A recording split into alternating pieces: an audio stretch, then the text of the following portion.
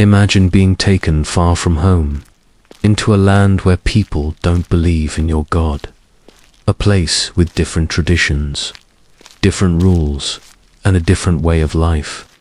That's what happened to a young man named Daniel. Daniel was taken from Israel to live in Babylon, one of the most powerful kingdoms of its time. It was a place where people worshipped other gods, grand palaces, and kings who believed in their own greatness. But even in a foreign land, Daniel didn't lose his identity. He stayed true to the one true God he loved and believed in. He didn't blend in or give up his beliefs. He didn't let fear or pressure change who he was.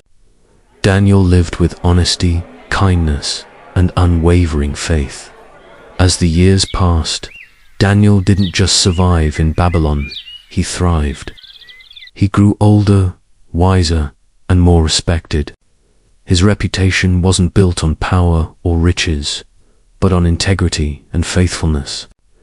He worked hard, stayed humble, and honored God in everything he did. Eventually, a new king came to power, King Darius. He was strong, wise, and curious.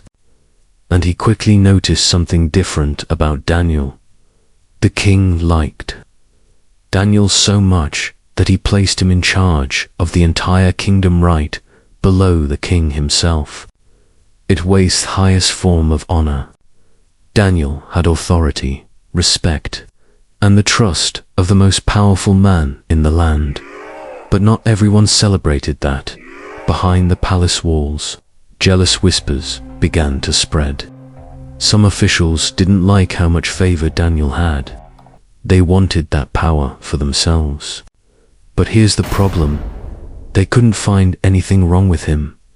Daniel didn't lie. He didn't cheat. He didn't steal. He didn't take bribes. He was honest, trustworthy, and faithful in everything he did. So the jealous officials came up with a sneaky plan.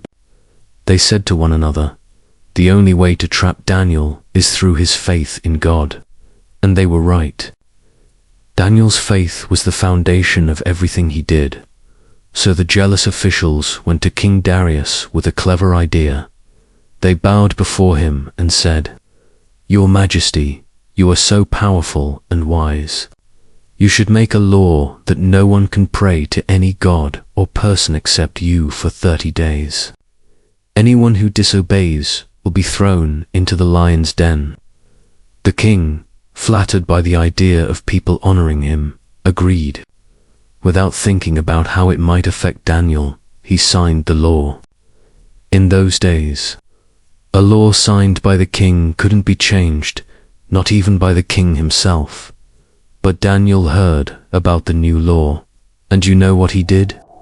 He went straight home, opened his upstairs window facing Jerusalem, and prayed to God just like he always had. Not to cause trouble, not to make a show, but because his love for God came first. He prayed morning, noon, and night. Daniel didn't hide. He didn't compromise. He trusted God more than he feared people. The jealous officials had been watching him. Now they had what they wanted. They rushed back to the king. "Daniel broke your law," they shouted. He prayed to his God. When King Darius heard this, his heart sank. He realized what had happened and he regretted signing the law. He tried everything he could to find a way out. He spent the whole day looking for a solution. But the law could not be undone, so, with a heavy heart, the king gave the order. Daniel was to be thrown into a den filled with hungry lions. As the stone was rolled across the entrance, the king whispered something deeply personal. "May your God, whom you serve so faithfully, rescue you." That night, the king couldn't sleep. He didn't eat. He didn't listen to music. He was so worried about Daniel at sunrise.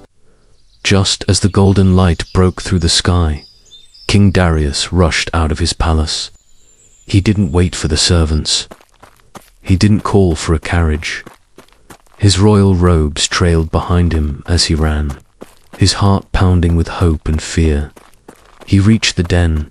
He called out with trembling voice, "Daniel, has your God, whom you serve so faithfully, saved you?"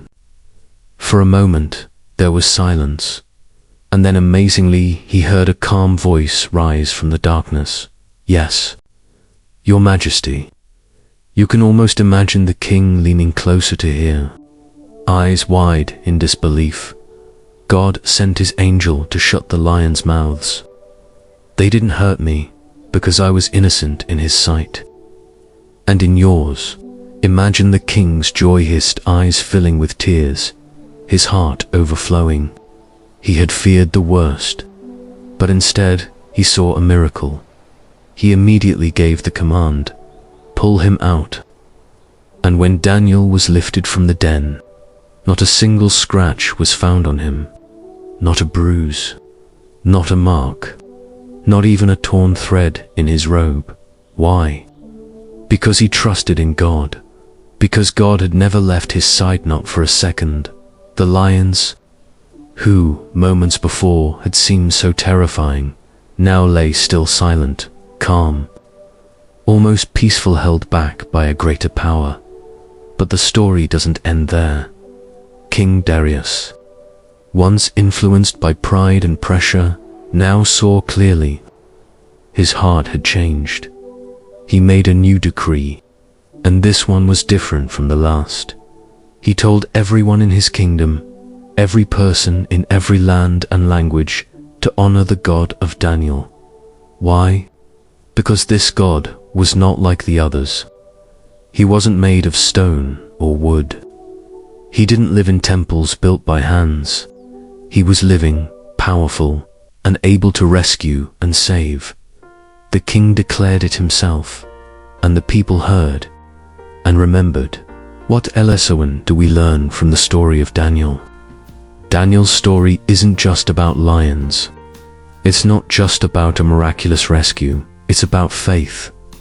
It's about holding on to what's right when the world pressures you to let go. It's about choosing obedience even when it costs something. It's about loving God more than comfort, more than safety, more than approval, even when it was dangerous, even when it could have cost him his life. Daniel stayed faithful. He didn't hide. He didn't compromise. He didn't wait to see what others would do first. He simply trusted God. And here's what we learn. Sometimes we might feel like we're standing alone. Maybe at school, maybe at work, maybe even in our own families. It might feel like doing the right thing makes you stand out too much, or like being faithful to God means losing things the world values. But Daniel shows us something powerful. Faithfulness matters. God sees, God remembers, and God saves. So when life feels scary, when choices feel risky, when you find yourself in your own lion's den, a place of fear, pressure, or challenge, remember this: God is with you even in the lion's den.